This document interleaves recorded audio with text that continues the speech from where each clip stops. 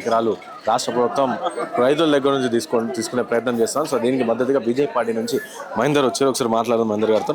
అలా ఏం చెప్తారు ఏంటి ప్రభుత్వం అంటే కేంద్ర ప్రభుత్వం ప్రతిపాదించింది, కేంద్ర ప్రభుత్వమే బుల్లెట్ ట్రైన్ కోసం వచ్చింది. సో అలాంటి మీరు మళ్ళీ ఇక్కడ మద్దతుగా వచ్చారు, ఏం చెప్తారు? ఏదైతే ఇప్పుడు కేంద్ర ప్రభుత్వము శాంక్షన్ చేసినటువంటి బుల్లెట్ ట్రైన్కి ఏదైతే ఉందో దానికి పూర్తిగా ప్రజలు మద్దతు తెలుపుతున్నారు, భారతీయ జనతా పార్టీ మద్దతు తెలుపుతూ ఇక్కడ కూర్చున్నటువంటి బాధురు కూడా ఎవరైతే భూమి కోల్పోతారో వాళ్ళు కూడా మద్దతు తెలుపుతున్నారు. కానీ ఈ యొక్క కాంగ్రెస్ ప్రభుత్వము ఎవరైతే రేవంత్ రెడ్డి గారు ఉన్నారో వాళ్ళు పోతున్నటువంటి విధానాన్ని వ్యతిరేకించడం జరుగుతుంది. మేము ఏమంటున్నాం అంటే భూమి పోతున్నటువంటి వ్యక్తుల దగ్గరకు వచ్చి నువ్వు భూమి కోల్పోతున్న దానికి ప్రత్యామ్నాయంగా మేము ఇంత యొక్క భూమి కేటాయిస్తున్నాం అనే ఒక విషయం కనుక ప్రజలతో చర్చిస్తే అయిపోతుంది కదా. ఒక ఎకరా భూమి పోతే ప్రధానమైన డిమాండ్ 2000 గజాలు ఇవ్వాలని చెప్పేసి ఒకటి ఉంది. 2000 కాదు, ఇంకో కొన్ని తగ్గిస్తాము ఇస్తామనే ప్రయత్నం ఎందుకు ప్రభుత్వం చేస్తలేదు? ఈరోజు పోలీసులను మోహరించి ప్రజలను ఇబ్బంది పెట్టి ఎందుకోసం ఆ విధంగా పెడుతున్నారు? మమ్మల్ని ఎక్కడెక్కడ అడ్డం ఎందుకు ఇస్తున్నారు? మేము ఏమంటున్నాం అంటే ఈ రోజు శంషాబాద్లో ఒక దగ్గర 5000 గజాలు 5000 ఎకరాల ల్యాండ్ ఎయిర్పోర్ట్ పోతే అందులో మాకు ఒక్కరు కూడా ఉద్యోగాలు లేవు. ఈరోజు అందరం కూడా రోడ్ల మీద బతుకుతున్నాం. ఆ రోజు రైతులు ఉన్నటువంటి వ్యక్తులందరూ కూడా రైతు కూలీలుగా అయిపోయినారు మొత్తం కూడా. అదే పరిస్థితి ఈరోజు బౌద్ధగూడలో కూడా వచ్చేటువంటి ప్రమాదం ఉంది. కాబట్టి మా యొక్క పిల్లల భవిష్యత్తు ఏందని చెప్పేసి రైతులు అడుగుతా ఉంటే ఆ రైతుల యొక్క నోరు నొక్కేటువంటి ప్రయత్నం ఈ రోజు గవర్నమెంట్ చేస్తూ ఉంది. దాన్ని మేము తప్పుపడతా ఉన్నాం. మేము రండ్రి మా యొక్క డిమాండ్లు 3 ఉన్నాయి, ఆ 3 చేయండి. భూమికి భూమి ఇస్తారా, ఒక ఎకరాకు 2000 గజాలు ఇస్తారా, అదేవిధంగా ఒక ఇంటికి ఒక ఉద్యోగం ఇస్తారా అనే విషయాన్ని ప్రభుత్వం వచ్చి ఎందుకు చెప్పలేకపోతుంది అనేది మా యొక్క ప్రధానమైన డిమాండ్. ఇప్పటికైనా ప్రభుత్వం కళ్ళు తెరవండి. మేము కూడా అభివృద్ధిని మేము కోరుకుంటున్నాం. మా దగ్గర కూడా అభివృద్ధి కావాలి, మెట్రో ట్రైన్ రావాలి, బుల్లెట్ ట్రైన్లు రావాలి, అదేవిధంగా బస్ స్టాండ్లు రావాలి, మార్కెట్లు రావాలి, రైల్వే స్టేషన్లు అభివృద్ధి కావాలి, అన్నీ కావాలి. కానీ దాంతోపాటు 100 ఏళ్ల నుంచి భూమిని దున్నుకొని బతుకుతున్నటువంటి రైతుల యొక్క పరిస్థితి ఏంది అని చెప్పేసి మేము అడుగుతున్నాం. వాళ్ళందరినీ కూడా అడ్డా కూలీలుగా చేస్తారా, లేకపోతే వారికి ఏదో ఒక న్యాయం చేసి వారి భవిష్యత్తుని నిలబెడతారా అనే ఒక ప్రయత్నం మా యొక్క భారతీయ జనతా పార్టీ ప్రధానమైనటువంటి డిమాండ్గా ఈరోజు మేము ఇక్కడికి రావడం జరిగింది. సో మీరు చెప్పండి అన్న, ఏం చెప్తారు? ఇక్కడ స్థానికంగా మీరు కూడా ఉన్నారు. సో ఇక్కడ రైతులందరూ కూడా చెప్తాను. సో మీకు ఎంత భూమి ఉంది ఇక్కడ? మాకు 2 ఎకరాల పొలం ఉందండి. సుమారు 60 సంవత్సరాల నుంచి కబ్జా మీద ఉంది. ఇప్పుడున్న స్థానిక ఎమ్మెల్యే ఇప్పటికి 4 సార్లు గెలిచిండు. ఈసారి గెలిస్తే ఇస్తా, మళ్ళీసారి గెలిస్తే ఇస్తా, మళ్ళీసారి గెలిస్తే ఇస్తా, మళ్ళీసారి గెలిస్తే ఇస్తా అని చెప్పి 4 సార్లు చేసిండు. 4 సార్లు చేసి ఇంత పెంట చేసి పెట్టిండు. ఒకటే ఇప్పుడు ఒక ల్యాండ్ ఎక్విజిషన్ అయినప్పుడు కలెక్టరు, ఆర్డీఓ, ఎంఆర్ఓ, జిల్లా యంత్రాంగం మీద వచ్చి ఓ మీటింగ్ పెట్టి, గ్రామసభ పెట్టి, గ్రామంలో ఉన్న రైతులందరిని పిలిచి మీకు ఈ పొలం పోతుంది, ఈ లెక్క ఇస్తాము, లేకపోతే ఈ విషయం మీద మీటింగ్లు పెట్టాలి, ఒప్పించాలి, చెయ్యాలి. ఇదేదండి అద్రగానంగా ఈ ప్రైవేట్ వ్యక్తులు కబ్జా మీద కొత్త చూసినాం. అట్లా ఉంది ఇక్కడ పరిస్థితి. రాత్రికి వచ్చి పోలీసు వాళ్ళని పెట్టి దొబ్బి కొట్టి ఏంది మా పరిస్థితి. ఇట్లా పోతురు, ఎవరైనా మంచిగా మాట్లాడితే తీసుకొని పోయి వేసుకొని పోతురు అంతే.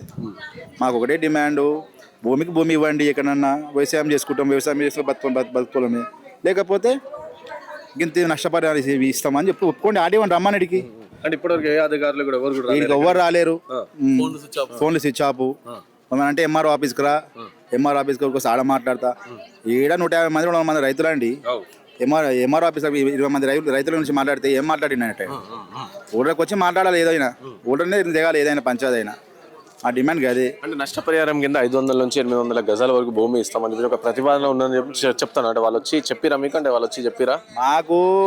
ఈడ ఏ ప్రాజెక్టు గట్టిగా మీరు అడగండి ఒకసారి. ఇక్కడ రైల్వే అబ్బాయి పడుతుందా, లేకపోతే రేవంత్ రెడ్డి ప్రైవేట్ వెంచర్ చేస్తుండే ఇక్కడ? అట్లా ఉంది పరిస్థితి. ఇక్కడ మాకు 50-50 ఇమ్మంటారు రైతులు కూడా. ఎక్కడ తీసుకుంటే అద్దె ఎక్కడ ఇమ్మన్నారు. దానికి ఒప్పుకోక వేరే దానికి ఇట్లా ఐటాన్ని పెట్టి, పోలీసు వాళ్ళని పెట్టి కొట్టిపిచ్చి గుంజుకొప్పించి ఎందుకండి ఇదంతా? మాకు 2000 గజాలు ఇస్తే ఒప్పుకుంటారు ఎవరు అయినా. ఇక్కడ ఈ ఆయన గుర్తిందారు ఇంకా 2 సంవత్సరాలు ఆయన ఎమ్మెల్యే కూడా గెలవండి నెక్స్ట్ టైం. అలా ప్రభుత్వమే రాదు. సో మీరేం చెప్తున్నారు? ఫైనల్గా మీరేం చెప్తారు? ఏం ప్రజలకు ఏం చెప్పబోతారు? ఏం డిమాండ్ చేస్తున్నారు? మేము బీజేపీ పార్టీ తరఫున రైతులకు మద్దతుగా ఉన్నాము. రైతులకి ఎప్పుడైతే ల్యాండ్ ఇలా తీసుకుంటున్నారని తెలిసిందో వాళ్ళు మమ్మల్ని సంప్రదించడంతోనే మేము ఎంపీ గారి దగ్గరికి వెళ్ళాము, కొండ విశ్వేశ్వరరెడ్డి గారి దగ్గరికి. వారు మన స్థానిక కలెక్టర్కి ఫోన్ చేసి అపాయింట్మెంట్ తీసుకోవడం జరిగింది. మేము రైతులము అందరం కలిసి ఒక 200 నుండి 300 మంది కలెక్టర్ ఆఫీస్కి వెళ్ళాం.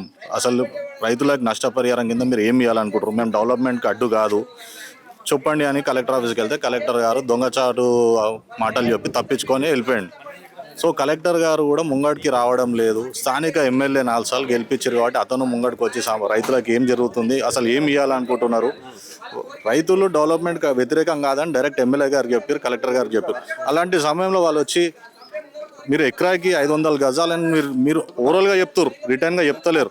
సరే వాళ్ళు ఏమంటారు 500 కాదు 1000 గజాల, లేకపోతే పొలం ఈడ తీసుకుంటారు కదా, ఇక్కడ తీసుకున్న కొద్ది దూరం వెళ్ళినా అక్కడ నన్ను ఇవ్వండి, మాకు ఎలాగో మాకు రైతులం, మేము పంట పండించుకోవడం తప్ప మాకేం తెలియదు, మేము బతుకుతుంది పంట పొలాల మీద అని వాళ్ళు చెప్తున్నా కూడా రాత్రి ఏం చేసిరు అంటే హఠాత్తుగా ఇలా శనివారం రేపు ఆదివారం కాబట్టి రాత్రి వచ్చేసి ఊరు మీద ఒక 500-600 మంది పోలీసులు పడి వాళ్ళు ఏం చేసిరు, కరెంట్ కట్ చేసిరు. ఫస్ట్ కరెంట్ కట్ చేసి రైతులని పూలు తెంపనీయకుండా, పాలు బర్రెలకు ఆవులకి దాన వేయని ఇస్తలే, వాళ్ళని తిండి తినని ఇస్తలే, పిల్లలను స్కూల్కి పోని ఇస్తలే, వాళ్ళు దౌర్జన్యంగా వాళ్ళ దగ్గర బొలాలు గుంజుకుంటారు.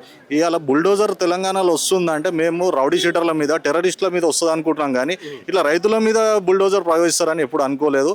కాబట్టి రైతులకు వచ్చి వాళ్ళు న్యాయం చేసే వరకు బీజేపీ పార్టీ తరఫున మా జిల్లా అధ్యక్షునితో పాటు మేమందరం ముంగటుండి పోరాటం చేస్తాం.